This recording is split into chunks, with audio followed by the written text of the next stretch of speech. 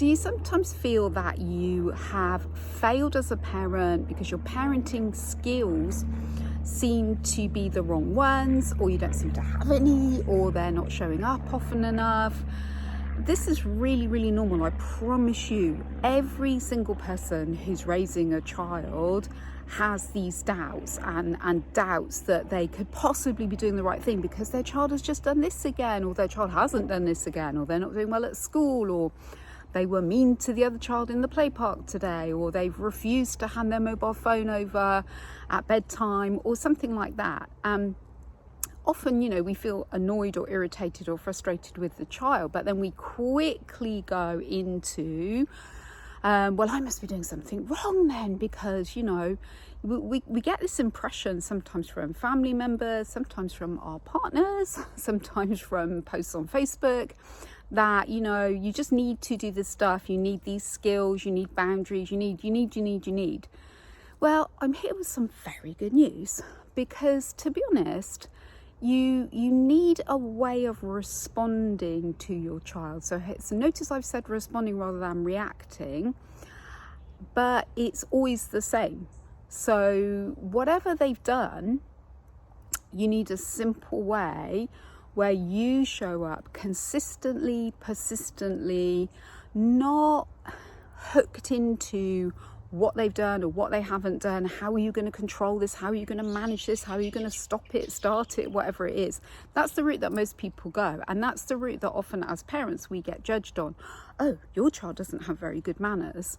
Oh, I noticed that your child wasn't sharing very well, or whatever people think or say, or who knows. Well, sometimes we do know because they flip and tell us. So those kind of things make us feel as if, oh, if I can't stop my child doing this, so maybe pushing other children or talking back to us or something like that, I must be getting it wrong. I must be failing, and I need to go do another program. I need to read another book. I need to get a better skill set. So sometimes we become like these highly knowledgeable, educated machines, but you know what? We still can't flipping do it. And then it's almost like the drop is bigger, the pain is bigger. So I'm here with some good news. Parenting skills are not the point of the story. They really are not. Now, I have to say, on my parenting journey, which began 30 years ago, working out a way of showing up for and with my son, now that did make the difference, and it became my blueprint. And he taught me this. He showed me again and again and again, when you show up like this and you're critical and you're irritated with me and you go into that kind of hard, punishing, negative energy, it causes a massive amount of disconnect and pain and stress for both of us.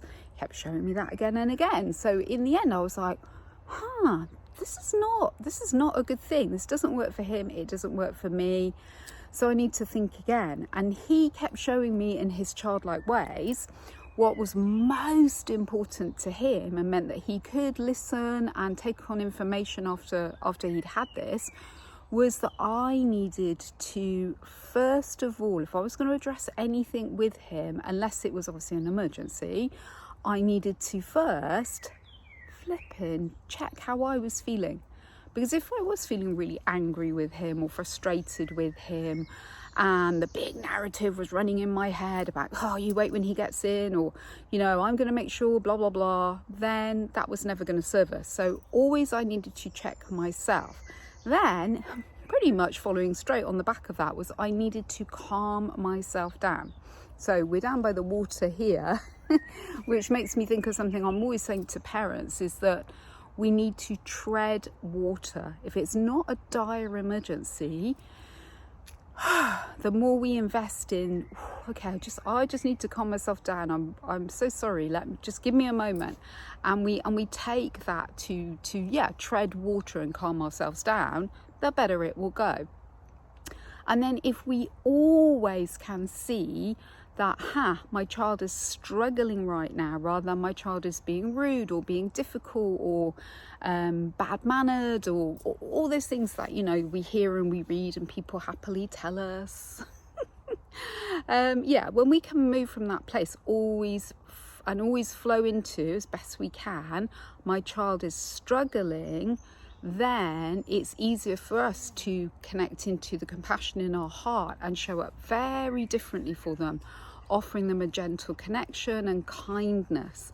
And that is really, really what they need. The exploring the behavior, wow, what was so difficult, how could I have helped you, can come much later, because that's a rational thinking part, so we don't rush to need that.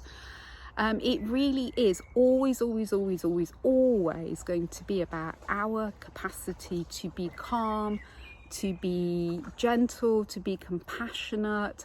That's the bit that makes the difference. And in my experience, the only way we can create that with and for our children is nothing to do with skill. It's totally to do with us working on the deep wiring in us. So by that I mean our nervous system.